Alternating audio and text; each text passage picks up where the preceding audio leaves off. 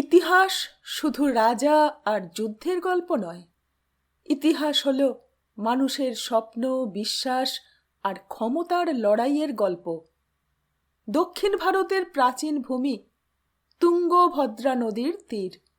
সেখানে একসময় গড়ে উঠেছিল এক সমৃদ্ধ সভ্যতা, যেখানে রাজনীতি, প্রেম, বিশ্বাসঘাতকতা আর বীরত্ব সব একসাথে মিশেছিল। সেই সময়কে জীবন্ত করে তুলেছেন বাংলা সাহিত্যের এক অসাধারণ গল্পকার। তাঁর লেখায় ইতিহাস শুধু তথ্য নয়, হয়ে ওঠে অনুভব। আমরা শুনছি এক রাজ্যের উত্থান, মানুষের সংগ্রাম আর ক্ষমতার জটিল খেলায় ভরা এক অনন্য কাহিনী তুঙ্গভদ্রার তীরে। নমস্কার, শাশ্বতী সিনহা টক্সে আপনাদের সবাইকে স্বাগত। তুঙ্গভদ্রার তীরের আজ তৃতীয় পর্ব শুরু করি। ৭। পরদিন প্রত্যুষে নৌকা তিনটি নোঙর তুলিয়া আবার উজানে যাত্রা করিল। তুঙ্গভদ্রায় বড় নৌকা চালানো কিন্তু কৌশলী সাধ্য কর্ম। তজ্জন্য আড়কাঠির সাহায্য লইতে হয়। নদী গর্ভ পূর্বের ন্যায় গভীর নয়। নদীর তলদেশ শিলা প্রান্তরে পূর্ণ, কোথাও পাথুরে দ্বীপ জল হইতে মাথা ঠেলিয়া উঠিয়াছে। অতি সাবধানে লগি দিয়া জল মাপিতে মাপিতে অগ্রসর হইতে হয়। নদীর প্রসারও অধিক নয়, কোথাও ৫০ রজ্জু, কোথাও আরও কম। দুই তীরের উচ্চ পাষাণ প্রাকার নদীকে সংকীর্ণ খাতে আবদ্ধ করিয়া রাখিয়াছে। নৌকা নদীর মাঝখান দিয়া চলিলেও দুই তীর নিকটবর্তী। সঙ্গে দেশজ্ঞ আড়কাঠি আছে। তাহার নির্দেশে হাঙরমুখী নৌকাটি সর্বাগ্রে চলিল, তার পিছনে ময়ূরপঙ্খী, সর্বশেষে ভর। হাঙরমুখী নৌকা অপেক্ষাকৃত ক্ষুদ্র ও লঘু, তাই আড়কাঠি তাহাতে থাকিয়া পথ দেখাইয়া চলিল। কখনো দক্ষিণ তীর ঘেঁষিয়া, কখনো উত্তর তীর চুম্বন করিয়া, কখনো দাঁড় টানিয়া, কখনো পাল তুলিয়া নৌকা তিনটি ভুজঙ্গ প্রয়াত গতিতে স্রোতের বিপরীত মুখে অগ্রসর হইল। মধ্যাহ্নে আহার আদি সম্পন্ন হইলে চিপিটক মূর্তি আজ্ঞা দিলেন, যে লোকটাকে কাল নদী থেকে তোলা হয়েছে, আমার সন্দেহ সে শত্রুর গুপ্তচর, তাকে এই নৌকায় নিয়ে এসো। সঙ্গে যেন দুজন সশস্ত্র রক্ষী থাকে। চিপিটক মূর্তি যদিও সাক্ষী গোপাল, তবু তিনি নামও তো এই অভিযানের নায়ক, তাই তাহার ছোটখাটো আদেশ সকলে মানিয়া চলিত। মকরমুখী নৌকায় আদেশ পৌঁছলে অর্জুন বর্মা লাঠি দুটি হাতে লইয়া উঠিয়া দাঁড়াইল। বলরাম হাসিয়া বলিল, লাঠি রেখে যাও, চিপিটক মামার কাছে লাঠি নিয়ে গেলে মামার নাভিশ্বাস উঠবে। অর্জুন বর্মা ক্ষণেক চিন্তা করিয়া বলরামকে বলিল, তুমি লাঠি দুটি রাখো, আমি ফিরে এসে নেব। অর্জুন দুইজন সশস্ত্র প্রহরী সহ ডিঙিতে চড়িয়া ময়ূরপঙ্খী নৌকায় চলিয়া গেল। বলরাম কৌতূহলের বশে লাঠি দুটি ঘুরাইয়া ফিরাইয়া দেখিতে লাগিল। সে লাঠির দেশের লোক। যে দেশে বাঁশের লাঠি সাধারণ লোকের প্রধান অস্ত্র, সেই দেশের মানুষ। সে দেখিল বাঁশের লাঠি দুটি বাংলাদেশের লাঠির মতোই, বিশেষ পার্থক্য নাই। ৬ হাত লম্বা, গাঁটগুলি ঘন সন্নিবিষ্ট, দুই প্রান্তে পিতলের তারের শক্ত বন্ধন, যেমন দৃঢ় তেমনি লঘু। এরূপ একটি লাঠি হাতে থাকিলে ৫০ জন শত্রুর মহড়া লওয়া যায়। কিন্তু দুটি লাঠি কেন? বলরাম লাঠি দুটি হাতে তৌল করিয়া দেখিল। তাহাদের গর্ভে সোনা রূপা লুকানো থাকিলে এত লঘু হইত না, জলে পড়িলে ডুবিয়া যাইত। তবে অর্জুন বর্মা লাঠি দুটি হাতছাড়া করিতে চায় না কেন? ভ্রু কুঞ্চিত করিয়া ভাবিতে ভাবিতে হঠাৎ একটা কথা তাহার মনে হইল। সে আবার লাঠি দুটিকে ভালোভাবে পরীক্ষা করিল। ও, এই ব্যাপার! তাহার ধারণা ছিল বাংলাদেশের বাহিরে এ কৌশল আর কেহ জানে না। তা নয়। বলরামের মুখে হাসি ফুটিল। সে বুঝিল অর্জুন বর্মা বয়সে তরুণ হইলেও দূরদর্শী লোক। ওদিকে অর্জুন বর্মান ময়ূরপঙ্খী নৌকায় পৌঁছিয়াছিল। কিন্তু বাহিরে পাটাতনের উপর বা রই ঘরের ছাদে প্রখর রৌদ্র। চিপিটক তাহাকে নিজ কক্ষে ডাকিয়া পাঠাইলেন। কক্ষটি দিবা দ্বিপ্রহরেও ছায়াচ্ছন্ন। দারু নির্মিত দেওয়ালগুলিতে জানালা নাই। জানালার পরিবর্তে টঙ্কার ন্যায় ক্ষুদ্রাকৃতি অনেকগুলি ছিদ্র প্রাচীর গাত্রে জাল রচনা করিয়াছে। এইগুলি আলো এবং বাতাসের প্রবেশপথ। চিপিটক একটি মাদুরের উপর বালিশে হেলান দিয়া বসিয়া আছেন। এক কোণে বৃদ্ধ রসরাজ একখানি পুঁথি, বোধহয় সুশ্রুত সংহিতা, চোখের নিকট ধরিয়া পাঠ করিবার চেষ্টা করিতেছেন। অর্জুন বর্মা ঘরে প্রবেশ করিয়া একবার 2 করতল যুক্ত করিয়া সম্ভাষণ জানাইল। তারপর আবার দ্বারের সন্নিকটে উপবিষ্ট হইল। বলা বাহুল্য, অর্জুন বর্মাকে যখন নৌকায় ডাকা হইয়াছিল তখন রাজকন্যারা জানিতে পারিয়াছিলেন। স্বভাবতই তাহাদের কৌতূহল উদ্রিক্ত হইয়াছিল।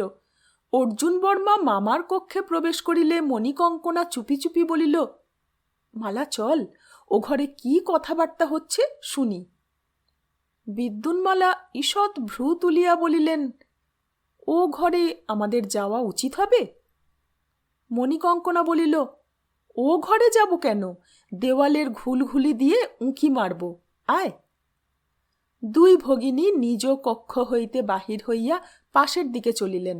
সন্তর্পণে সচ্ছিদ্র গৃহপ্রাচীরের কাছে গিয়া ছিদ্রপথে দৃষ্টি প্রেরণ করিলেন। কক্ষের অভ্যন্তরে তখন পরম উপভোগ্য প্রহসন আরম্ভ হইয়াছে।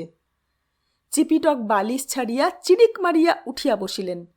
অর্জুন বর্মার দিকে অভিযোগী অঙ্গুলি নির্দেশ করিয়া রমণী সুলভ কণ্ঠে তর্জন করিলেন, তুমি ম্লেচ্ছ, তুমি মুসলমান। অর্জুন বর্মার মেরুদণ্ড কঠিন ও ঋজু হইয়া উঠিল। চোখে বিদ্যুৎ খেলিয়া গেল। সে মেঘমন্দ্র স্বরে বলিল, না, আমি হিন্দু, ক্ষত্রিয়। চিপিটক তাহার কণ্ঠস্বর শুনিয়া চমকিয়া উঠিয়াছিলেন। সামলাইয়া লইয়া বলিলেন, বটে বটে, তুমি কেমন ক্ষত্রিয় এখনই বোঝা যাবে। ওরে, ওর গা শুঁকে দেখতো, হিঙ্গু, পলান্ডু, রসুনের গন্ধ বেরুচ্ছে কিনা। রক্ষিতদ্বয় আদেশ পাইয়া অর্জুন বর্মার গা শুঁকিল। বলিল, আজ্ঞা না, পেঁয়াজ রসুন হিঙের গন্ধ নেই। ঘরের কোণে বসিয়া রসরাজ শুনিতেছিলেন। তিনি বিরক্তিসূচক চটকার শব্দ করিলেন। চিপিটক কিন্তু দমিলেন না, বলিলেন, গায়ের গন্ধ নদীর জলে ধুয়ে গেছে। তোমার নাম কি? অর্জুন বর্মার নাম বলিল।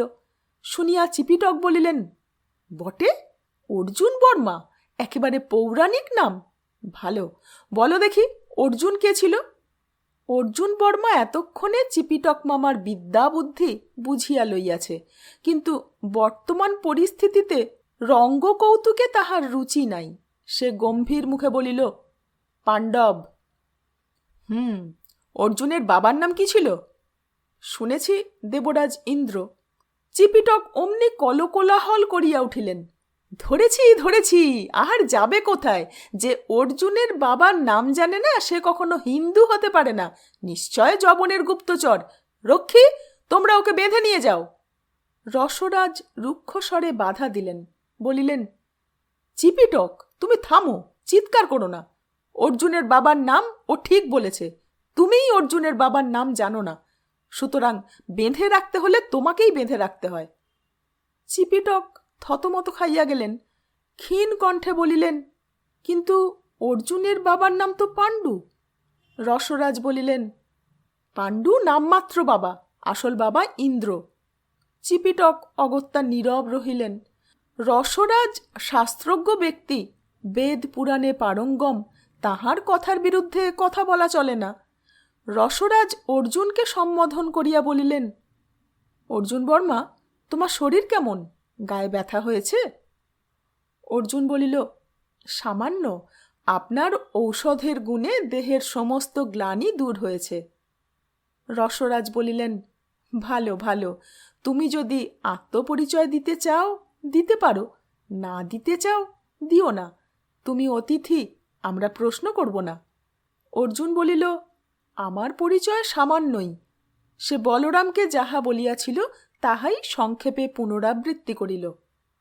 রসরাজ নিঃশ্বাস ফেলিয়া বলিলেন, যবনের রাজ্যে হিন্দুর ধর্ম, কৃষ্টি, স্বাধীনতা সবই নির্মূল হয়েছে। তুমি পালিয়ে এসেছ, ভালোই করেছ। দক্ষিণ দেশে এখনো স্বাধীনতা আছে, কিন্তু কতদিন থাকবে কে জানে। আচ্ছা, আজ তোমরা এসো বৎস।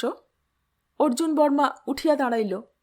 চিপিটক চোখ পাকাইয়া বলিলেন, আজ ছেড়ে দিলাম, কিন্তু পরে যদি জানতে পারি তুমি গুপ্তচর, তাহলে তোমার মুন্ড কেটে নেব। রসরাজ বলিলেন, চিপিটক, তোমার বায়ু বৃদ্ধি হয়েছে, এসো ঔষধ দিই। বাহিরে দাঁড়াইয়া দুই রাজকন্যা ছিদ্রপথে সবই প্রত্যক্ষ করিয়াছিলেন এবং অতি কষ্টে হাস্য সংবরণ করিয়া রাখিয়াছিলেন। পালা শেষ হইলে তাহারা পা টিপিয়া টিপিয়া ফিরিয়া আসিলেন এবং মুক্ত পটপত্তনে দাঁড়াইয়া অন্য নৌকার দিকে চাহিয়া রহিলেন। ক্ষণেক পরে অর্জুন বর্মা রক্ষীদের সঙ্গে বাহিরে আসিল। তাহার মুখে একটা চাপা হাসি। রাজকুমারীদের দেখিয়া সে সসম্ভ্রমে যুক্ত পানি হইয়া অভিবাদন করিল, তারপর ডিঙিতে নামিয়া বসিল। রক্ষী দুইজন দাঁড় টানিয়া সম্মুখে হাঙরমুখী নৌকার দিকে চলিল। মণিকঙ্কনা সেই দিকে কটাক্ষপাত করিয়া লঘুস্বরে বলিল, অর্জুন বর্মা? হ্যাঁ ভাই, সত্যিই ছদ্মবেশে দাপর যুগের অর্জুন নয় তো? বিদ্যুন্মালা ঈষৎ ভর্ৎসনা ভরা চক্ষে মণিকঙ্কনার পানে চাহিয়া তাহার লঘুতাকে তিরস্কৃত করিলেন। সেদিন সন্ধ্যাকালে নদী মধ্যস্থ একটি দ্বীপের প্রস্তরময় তীরে নৌকা বাঁধা হইল। দিনের গলদঘর্ম প্রখরতার পর চন্দ্রমা শীতল রাত্রি পরম স্পৃহণীয়। নৈশাহারের পর দুই রাজকন্যা মাঝিদের আদেশ দিলেন, তাহারা পাটাতন দিয়া নৌকা হইতে দ্বীপ পর্যন্ত সেতু বাঁধিয়া দিল। রাজকন্যারা দ্বীপে অবতরণ করিলেন। জনশূন্য দ্বীপ, কঠিন কর্কশ ভূমি, তবু মাটি। অনেক দিন তাহারা মাটির স্পর্শ অনুভব করেন নাই। দুই ভগিনী হাত ধরাধরি করিয়া চন্দ্রালোকে পাদচারণা করিতে লাগিলেন। নৌকা তিনটি পরস্পর শতহস্ত ব্যবধানে নিথর দাঁড়াইয়া আছে, যেন তিনটি অতিকায় চক্রবাক রাত্রিকালে দ্বীপ প্রান্তে আশ্রয় লইয়াছে। প্রভাত হইলে উড়িয়া যাইবে। সহসা হাঙরমুখী নৌকা হইতে মৃদঙ্গ মন্দিরার নিক্কণ ভাসিয়া আসিল। দুই রাজকন্যা চমকিয়া সেই দিকে দৃষ্টি ফিরাইলেন। শতহস্ত দূরে হাঙরমুখী নৌকার পাটাতনের উপর কয়েকটি লোক গোল হইয়া বসিয়াছে, অস্পষ্ট আবছায়া কয়েকটি মূর্তি। তারপর মৃদঙ্গ মন্দিরার তালে তালে উদার পুরুষকণ্ঠে জয়দেব গোস্বামীর গান শোনা গেল। মাধবে মা কুরু মানিনী মানাময়ে। বলরাম জাতিতে কর্মকার হইলেও সঙ্গীতজ্ঞ এবং সুকণ্ঠ। সে নৌকা যাত্রার সময় মৃদঙ্গ ও করতাল সঙ্গে আনিয়াছিল। তারপর নৌকায় আরও দু চারজন সঙ্গীত রসিক জুটিয়া গিয়াছিল। মন উচাটন হইলে তাহারা মৃদঙ্গ মন্দিরা লইয়া বসিত। পূর্ব ভারতে জয়দেব গোস্বামীর পদাবলী তখন সকলের মুখে মুখে ফিরিত। ভাষা সংস্কৃত হইলে কি হয়, এমন মধুর কোমলকান্ত পদাবলী আর নাই। বলরামের দলের মধ্যে অর্জুন বর্মাও ছিল। সে গাহিতে বাজাইতে জানে না, কিন্তু সঙ্গীত রস উপভোগ করিতে পারে। তাই আজ বলরামের আহ্বানে সেও নৈশ কীর্তনে যোগ দিয়াছিল। ধিক্তান ধিক্তান বলরামের মৃদঙ্গ বাজিতে লাগিল।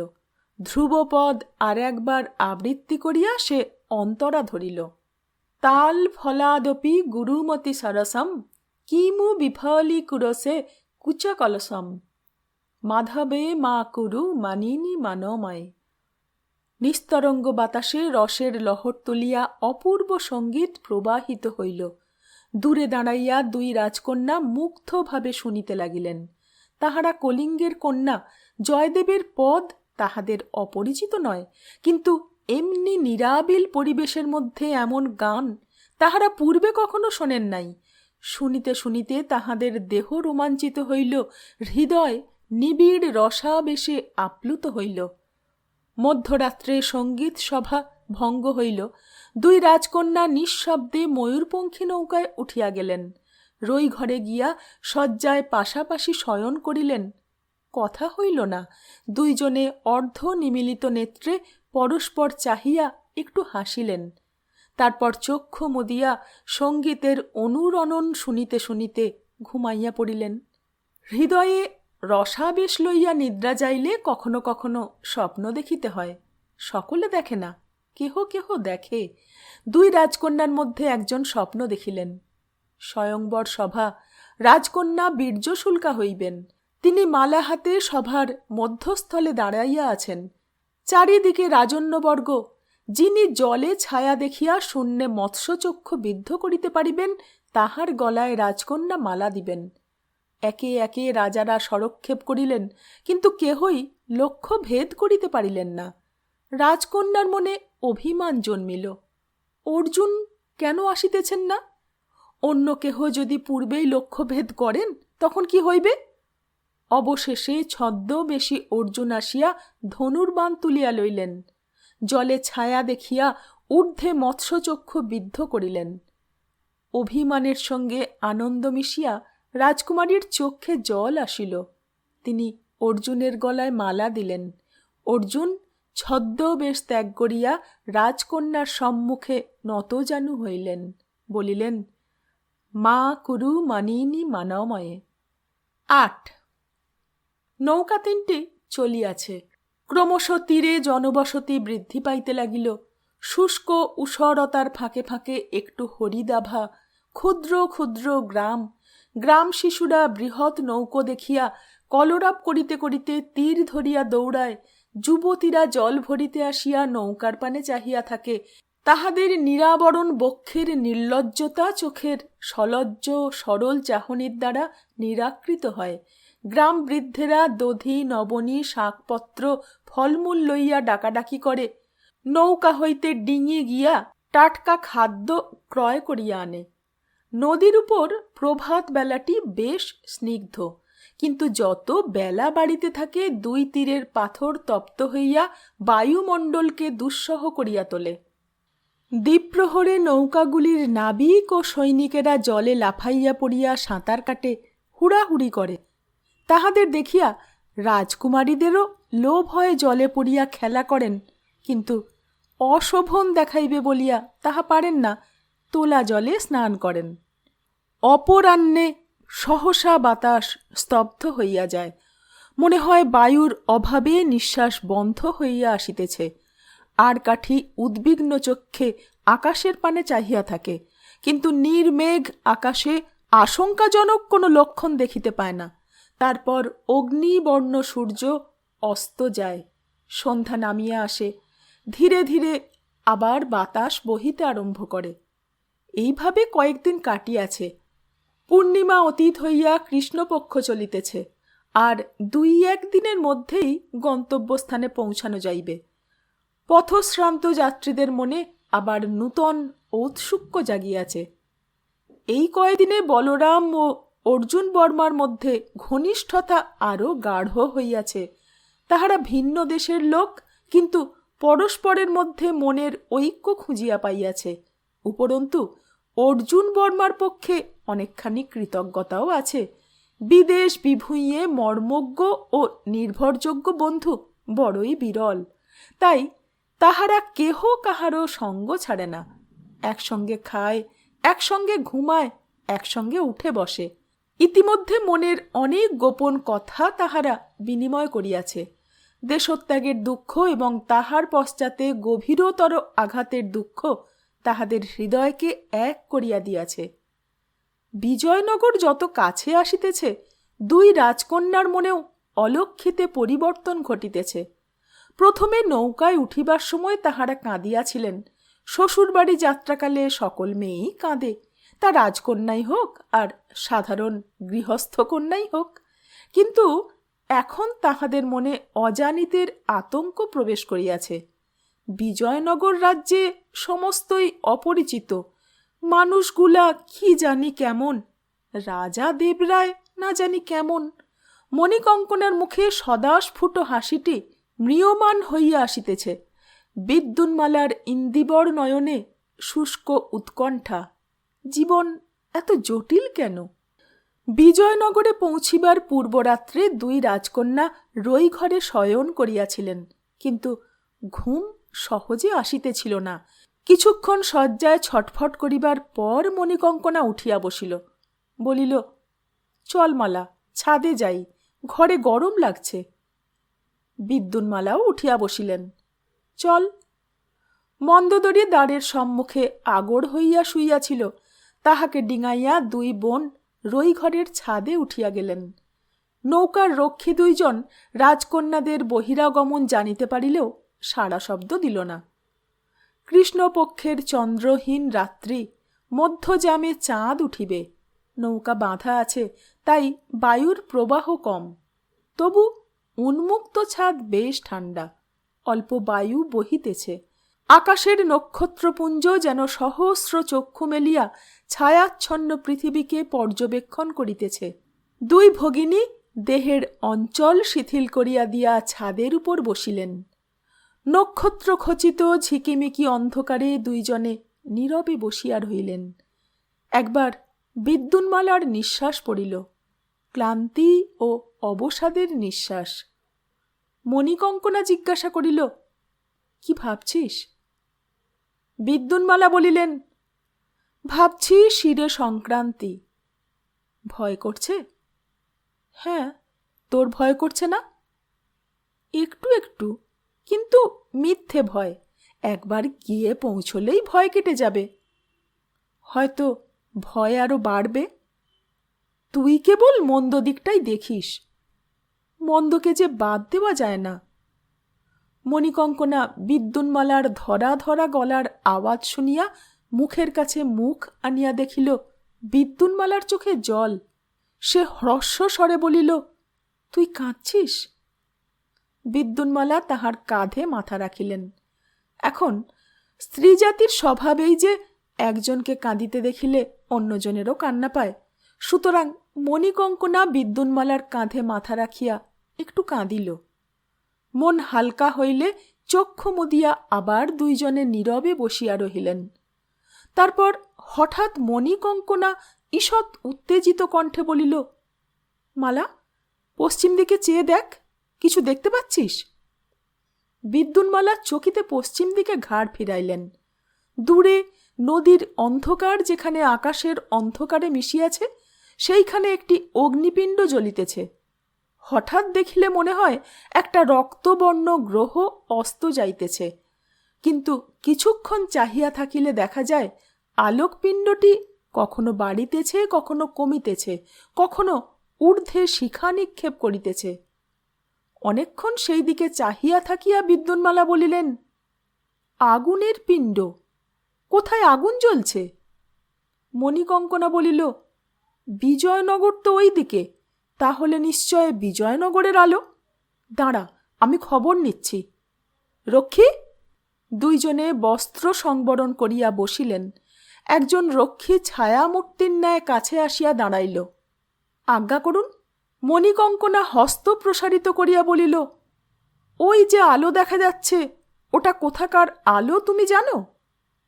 রক্ষী বলিল, জানি দেবী, আজই সন্ধ্যার পর আর কাঠি মশায়ের মুখে শুনেছি বিজয়নগরে হেমকূট নামে পাহাড়ের চূড়া আছে, সেই চূড়া 50 ক্রোশ দূর থেকে দেখা যায়।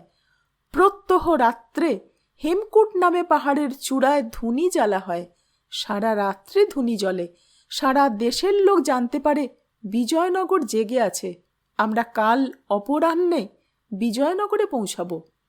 কিছুক্ষণ স্তব্ধ থাকিয়া মণিকঙ্কনা বলিল, বুঝেছি, আচ্ছা তুমি যাও। রক্ষী অপসৃত হইল।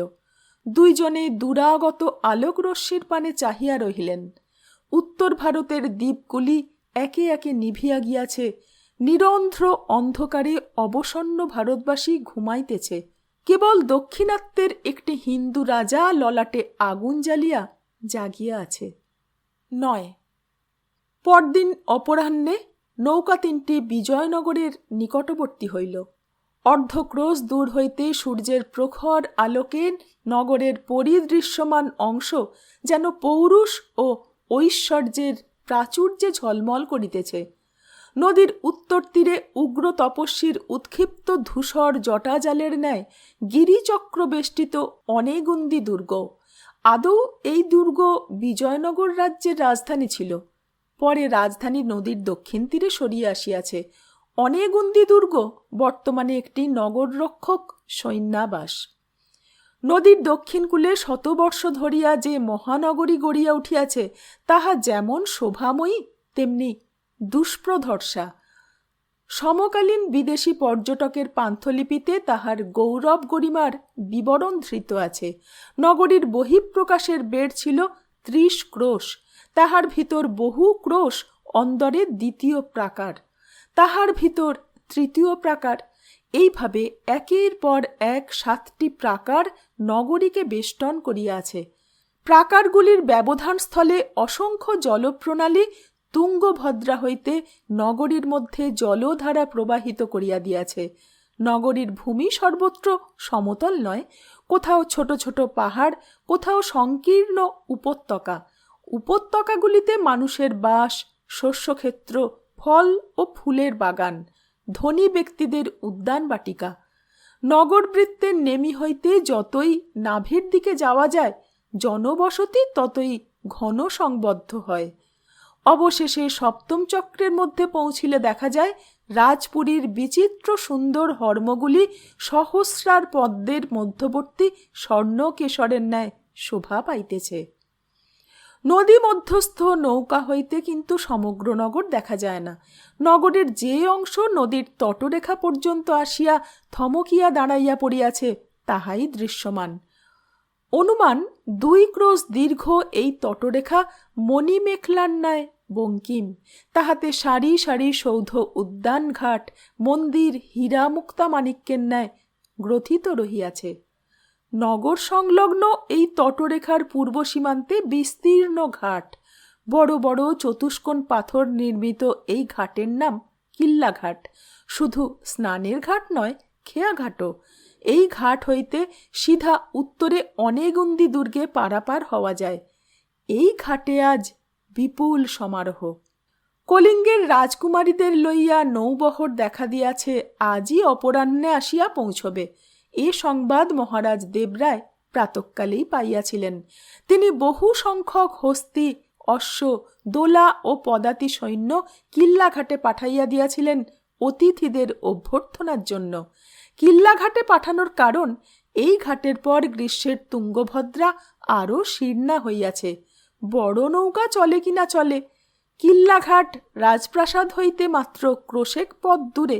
সুতরাং রাজকুমারীরা কিল্লাঘাটে অবতরণ করিয়া দোলায় বা হস্তির পৃষ্ঠে রাজভবনে যাইতে পারিবেন, কোনোই অসুবিধা নাই। উপরন্তু নগরবাসীরা বধূ সমাগমের শোভাযাত্রা দেখিয়া আনন্দিত হইবে। রাজা স্বয়ং কিল্লাঘাটে আসেন নাই, নিজ কনিষ্ঠ ভ্রাতা কুমার কম্পন দেবকে প্রতিভূ স্বরূপ পাঠাইয়াছেন। কুমার কম্পন রাজা অপেক্ষা বয়সে অনেক ছোট, সবে মাত্র যৌবন প্রাপ্ত হইয়াছেন। অতি সুন্দর কান্তি নবযুবক। রাজা এই ভ্রাতাটিকে অত্যধিক স্নেহ করেন। তাই তিনি বধূ সম্ভাষণের জন্য নিজে না আসিয়া ভ্রাতাকে পাঠাইয়াছেন। কিল্লাঘাটের উচ্চতম সোপানে কুমার কম্পন অশ্বপৃষ্ঠে বসিয়া নৌকার দিকে চাহিয়া আছেন। তাহার পিছনে 5টি চিত্রিতাঙ্গ হস্তি, হস্তিদের 2 পাশে ভল্লধারী অশ্বারোহীর সারি, তাহাদের পশ্চাতে নব বেশ পরিহিত ধনুর্ধর পদাতি সৈন্যের দল। সর্বশেষ ঘাটের প্রবেশমুখে নানা বর্ণাঢ্য বস্ত্র নির্মিত দ্বিভূমক তোরণ, তোরণের 2 স্তম্ভাগ্রে বসিয়া 2 দল যন্ত্রবাদক পালা করিয়া মুরজ মুরলি বাজাইতেছে। বড় মিঠা মন গলানো আগমনীর সুর। ওদিকে অগ্রসারী নৌকা 3টিতেও প্রবল ঔৎসুক্য ও উত্তেজনার সৃষ্টি হইয়াছিল। আরোহীরা নৌকার কিনারায় কাতার দিয়া দাঁড়াইয়া ঘাটের দৃশ্য দেখিতেছিল। ময়ূরপঙ্খী নৌকার ছাদের উপর বিদ্যুন্মালা, মণিকঙ্কনা, মন্দোদরী ও মাতুল চিপিটক মূর্তি উপস্থিত ছিলেন। সকলের দৃষ্টি ঘাটের দিকে। তরুণ শীর্ষে নানা বর্ণের কেতন উড়িতেছে। ঘাটের সম্মুখে জলের উপর কয়েকটি গোলাকৃতি ক্ষুদ্র নৌকা অকারণে আনন্দে ছুটাছুটি করিতেছে। ঘাটের অস্ত্রধারী মানুষগুলা দাঁড়াইয়া আছে চিত্রার্পিতের ন্যায়। সর্বাগ্রে অশ্বারূঢ় পুরুষটি কে? দূর হইতে মুখাবয়ব ভালো দেখা যায় না। উনি কি মহারাজ দেবরায়? নৌকাগুলি যত কাছে যাইতেছে মুরজ মুরলির সুর ততই স্পষ্ট হইয়া উঠিতেছে। দুই দলের দৃষ্টি পরস্পরের উপর, আকাশের দিকে কাহারও দৃষ্টি নাই। নৌকা তিনটি ঘাটের 10 রজ্জুর মধ্যে আসিয়া পড়িল। তখন মণিকঙ্কনা বিদ্যুন্মালা ছাদ হইতে নামিয়া রই ঘরে গেলেন। ঘাটে নামিবার পূর্বে বেশবাস পরিবর্তন, যথোপযুক্ত অলঙ্কার ধারণ ও প্রসাধন করিতে হইবে। মন্দোদরীকে ডাকিলে সে তাহাদের সাহায্য করিতে পারিত, কিন্তু মন্দোদরী ঘাটের দৃশ্য দেখিতে মগ্ন। রাজকন্যারা তাহাকে ডাকিলেন না। দুই ভগিনী গভীর বিষণ্ণ মুখে মহার্ঘ স্বর্ণতন্তু রচিত শাড়ি ও কঞ্চুলি পরিধান করিলেন। পরস্পরকে রত্নদ্যুতি খচিত অলঙ্কার পরাইয়া দিলেন।